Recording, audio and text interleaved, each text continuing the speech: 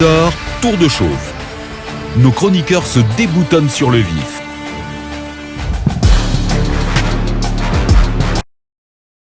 Les amarres, et c'est parti donc pour 3 heures chrono de décryptage, d'infos, de scoop, de révélations et de débats, en tout cas intenses, tout au long de cette émission. Merci encore une fois de vous joindre à nous et d'avoir embarqué. Nous sommes ensemble jusqu'au port de 11h sur 95.3 et sur l'ensemble de nos plateformes numériques. Toute l'équipe du jour au meilleur de sa forme et au complet pour vous servir.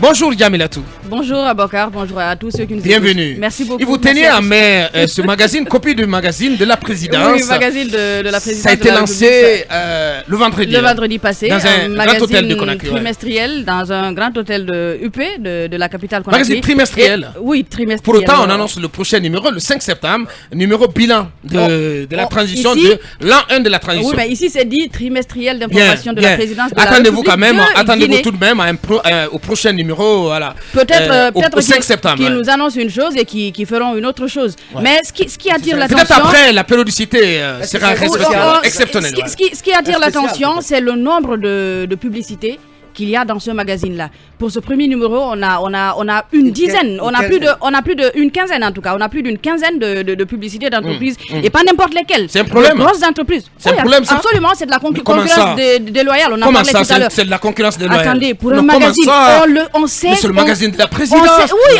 mais personne n'interdit aux autres d'aller chercher de la publicité. C'est un magazine qui a été annoncé en grande pompe depuis plusieurs mois. On entend même la publicité ici. Attendez, on entend la publicité. Vous ne pouvez pas jeter de la pierre dans le jardin de la DCI pour cela. Pour avoir fait dans l'inventivité, dans l'ingéniosité. Oui, moi j'ai pris le temps de feuilleter. Dans le marketing, dans l'effort marketing quand même, pour aller chercher, dans l'effort commercial, pour aller chercher des partenaires. Parce qu'ils ont plus de moyens que les autres, c'est ça? Comment ils ont plus de moyens? Ah, c'est la présidence. Oh là là, c'est trop facile, Camille. C'est pas trop facile. Il y a des magazines qui sont là. Émergence, par exemple. Combien de publicités Émergence a pour le mois, par exemple, ou les sites d'information qui sont là, qui font un très bon travail et qui pour autant, ils n'obligent pas les gens à signer quand même. Ils n'obligent pas les gens à signer, mais si vous annoncez dès le départ, à plusieurs mois avant qu'il y ait un magazine de la présidence, c'est une façon de dire aux gens de venir. C'est pas n'importe quelles entreprises qui sont là. Donc il y a une pression psychologique. Imaginez à FIM, quand on a lancé FIM, il a fallu combien de temps pour avoir de la publicité pareil? Combien de temps ça vous a pris? Ben non, mais peut-être ça n'a pas pris beaucoup de temps. Non, mais je suis désolé. En tout cas, c'est pas le premier jour. Je viens de dire que ça n'a pas pris beaucoup de temps. Oui, absolument. C'est pas le premier jour, encore moins la première semaine qu'on a eu ce genre de publicité. Il nous a fallu du temps que les gens aient confiance en nous, qu'ils sachent ce que nous faisons. Non seulement Mirador et toutes les autres émissions et l'info en continu, il a fallu qu'on vende notre programme et que les gens soient séduits pour venir mettre de l'argent dessus. C'est pas n'importe quelle entreprise. Donc vous accusez la DCI de concurrence déloyale? Absolument, je le dis. Oui, Aboubacar, bonjour. Elle ne fait pas dans la dentelle ce matin. Bonjour. Ce qu'elle dit a du sens. Numéro 1, premier numéro, déjà 16 pubs. Et parmi les plus grandes sociétés de la place. C'est un numéro gratuit. C'est un journal gratuit, vous le savez. Ces frais de production viennent d'où? Du budget national, de l'argent, c'est l'argent du contribuable. Il y a un problème. Il y a un problème à cela, monsieur. Non, mais je pose la question. Oui, je pose la question. Mais non, mais ne vous étranglez pas. Acceptez que je me pose des questions. Bien.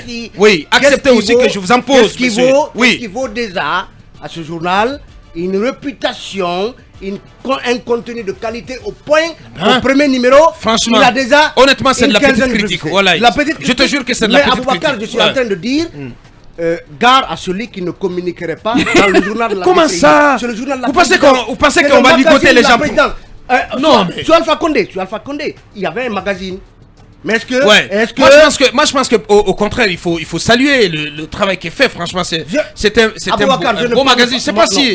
Wani, voilà, parce que c'est un beau magazine qui a un contenu assez fourni. Je ne pas sur la qualité des articles. Je sais que c'est des confrères et qu'on est tous pratiquement pour la plupart sortis du même moule. Mais acceptez qu'on se pose des questions sur cette invasion publicitaire. Comment ça, cette invasion publicitaire, monsieur? Au contraire de vous, moi je salue la qualité de Aboubacar, ce qui a été fait. Franchement, surtout la qualité de l'impression. Oui, bien sûr. Je sais pas ce que vous en pensez, Mohamed. Bonjour.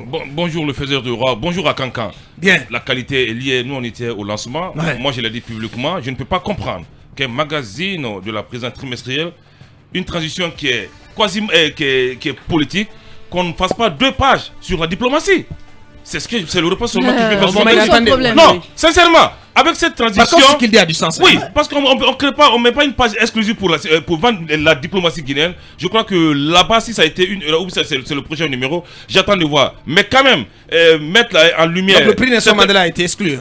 Pas exclu, certainement, il va rectifier le tir, mais on devait faire au moins une page sur la diplomatie guinéenne. Bien. Parce que qu'on le reconnaisse ou pas, Maurice Sanda a marqué des points. Ça, c'est connu de tous. Au moins qu'on donne une visibilité sur la diplomatie. C'est relatif. Parce que, non, c'est pas relatif, monsieur. Parce qu'on parle de transition. Peut-être pas Maurice Sanda, mais la diplomatie, elle est importante. Que la ce soit Maurice Sanda ou quelqu'un d'autre. La diplomatie, c'est Maurice Sanda. C'est le cuisinier de la diplomatie guinéenne, madame. N'en déplaise. Bien. Donc, voilà, donc ceci dit. Parlons de l'insalubrité. On va parler de l'insalubrité. Le samedi d'assainissement réinstitué, Mohamed. Oui, le samedi de l'assainissement restitué. La recette Moustapha Naïté refait enfin surface à travers un communiqué du ministère de l'administration et selon le ministre Mori Kondé, il estime que dans le souci de responsabiliser les collectivités locales conformément à l'article 29 du code révisé des collectivités locales qu'il informe les collectivités et les circonscriptions que le premier samedi de chaque mois est institué journée civique de l'assainissement général sur toute l'étendue du territoire national. Ouais, sincèrement. Pourquoi faire? Franchement. Non, on va se poser assez de questions parce que on n'avait pas besoin d'instituer cette journée. Et je continue. Dans le même communiqué, il est dit que les districts, les quartiers, les concessions, les débarcadères, les ports de pêche et autres places publiques sont tous concernés. Mais bon sang de Dieu, il y a des PME de collecte des ordures. Il y a un opérateur qui est payé par l'État guinéen pour ramasser nos ordures. Ouais. On ne voit plus les points noirs qu'on voyait à l'époque d'Alpha Condé. Parce que vous savez, dans la circulation, souvent, on rencontrait assez de points noirs. Ces points noirs n'existent plus. Si vous instituez un premier samedi, c'est encore un calvaire pour les usagers. Ouais. Parce que vous ne pouvez pas travailler de 8h à 12h. Chacun sera bloqué. Si vous n'avez pas de laisser-passer, vous ne passerez pas. Supposons que vous avez une émission à 12h ou à 13h. Ouais. C'est le blackout total. Ouais, mais c'est sûr que vous aurez des macarons quand même. Des macarons. Est-ce qu'on aura des macarons pour ce qui n'est pas à la portée de tout le monde. Ce qui n'est pas à la portée du citoyen lambda. Mais sincèrement, on s'attendait à mieux de la part de ces nouvelles autorités. Notamment du ministre Mori. Mais on est dans quoi exactement? On a envie de se poser cette question. Le budget. J'ai envie de c'est quand même extraordinaire. Combien de milliards seront débloqués ou combien de millions seront débloqués pour ces journées d'assainissement, journées civiques? Parce que j'apprends que les camions des opérateurs économiques et des BTP seront tous réquisitionnés. Et ils prétendent aussi qu'ils veulent organiser une synergie des radios. Je crois dans les jours qui suivent, dans les heures, l'URTELGU sera contacté officiellement pour que les radios fassent une synergie, appeler les ministres qui sont dans les coins et partout. Donc il y a une certaine visibilité. Donc la première opération du JAR, c'est le samedi 6 août. Hein. Le samedi 6 août. Donc si l'URTELGU tout le monde sera bloqué à la maison. On sera bloqué à la maison. On doit faire des émissions. Si on n'a pas de macarons, je crois que le ministre Mori fera des émissions à notre place. Je l'ai eu au téléphone hier, il donnait des cours parce qu'il a la situation de classe. Ah bon? Oui, il dispense des cours jusqu'à présent. Il me dit non, Mohamed, moi, dans quelle université? Je suis en quoi? À la police, il y a une unité de la police quelque part. Bien. Où il donne des cours. Bien.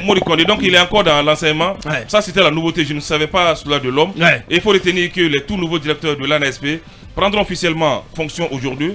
Ils ont des pains sur la planche. Ouais, tu me tends la perche. J'ai l'occasion de féliciter quand même Moussa Tatakourou Kamara, Tatakourou Diawara plutôt, un de mes poulains. Oui, mais il a été félicité. Voilà, félicitations à lui, mon garçon, et bonne chance. Et beaucoup de polémiques. Franchement, c'est un Guinéen. On va le voir. Non, ce sont des polémiques stériles. On lui donne sa chance. On va le voir à lui. On va le voir. Allez, bonjour, doyen. Bonjour, Aboubacar, et bonjour à tous. Bien. Moi, sur ce samedi d'assainissement réinstitué. Oui, je crois que tous ceux qui concourent à assainir la cité, et moi je ne peux que le saluer.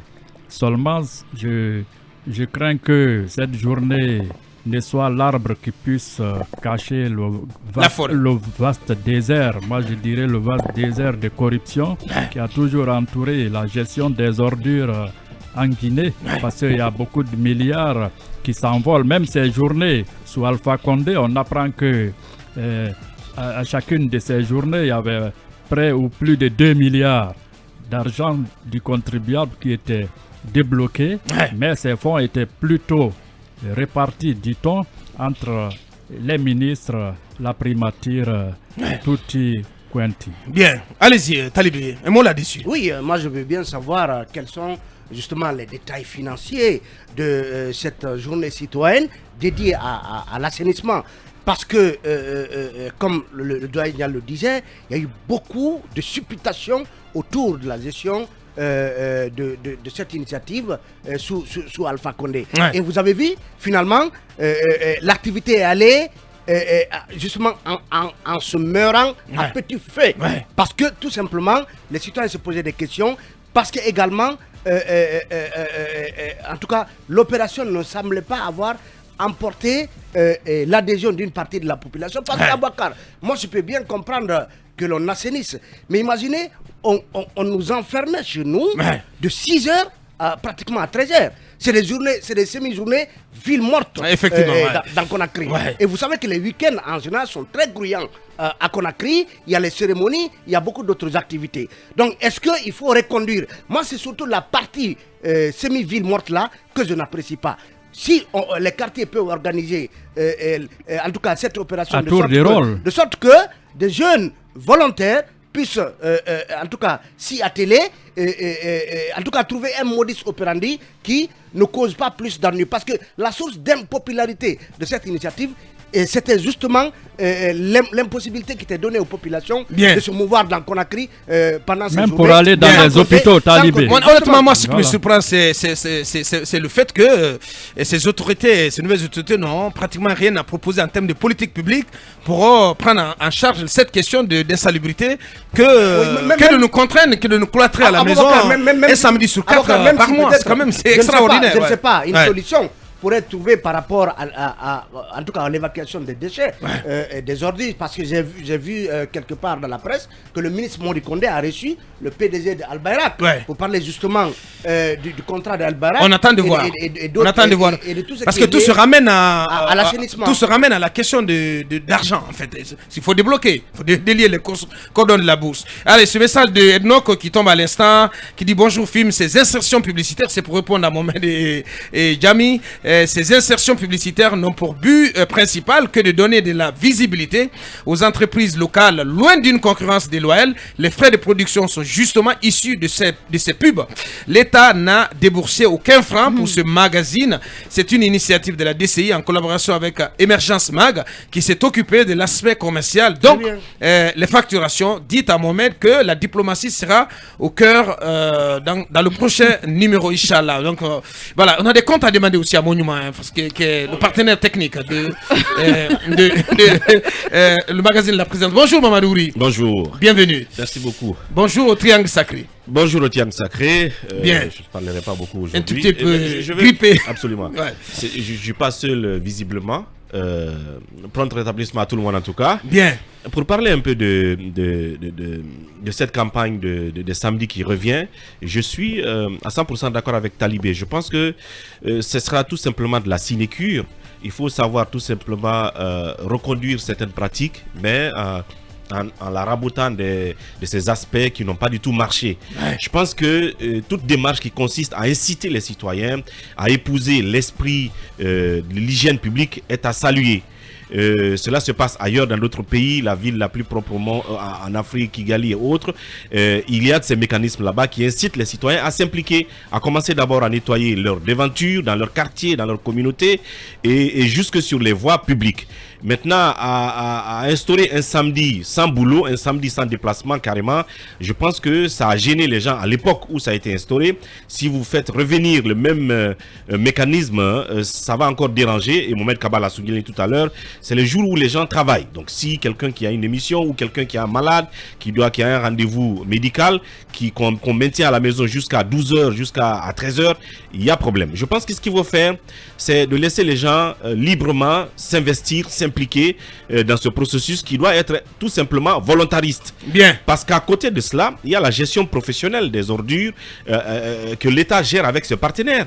Il faut faire en sorte que cela se passe dans les meilleures conditions, dans l'esprit des contrats qui lient l'État à ces entreprises, que ce soit Al Bayrak, que ce soit Puccini qui gère les décharges. Les décharges, parce qu'on leur paye de l'argent. Cela doit fonctionner très bien au jour le jour. Maintenant, à côté de ça, les samedis, les citoyens qui sont assez volontaristes, on n'a pas à les bousculer dans les quartiers. Les chefs des quartiers peuvent organiser cela. Justement. Les gens se lèvent et s'impliquent. Je pense librement. En fait. Voilà. et sans contraindre tout le monde à rester cloîtré à la maison jusqu'à la demi-journée. Quand moi dans mon quartier je constate que chaque samedi matin ou chaque dimanche matin 90% de mes voisins sont dans les quartiers en train de ramasser volontairement et de curer les caniveaux. Moi je suis là assis chez moi avec mes enfants, ça tape sur le moral. Je pense qu'il faut faire dans ce processus là que d'obliger les gens, parce que de toute façon vous n'allez pas les sortir de leur maison et vous allez bloquer tout simplement la circulation. Bref.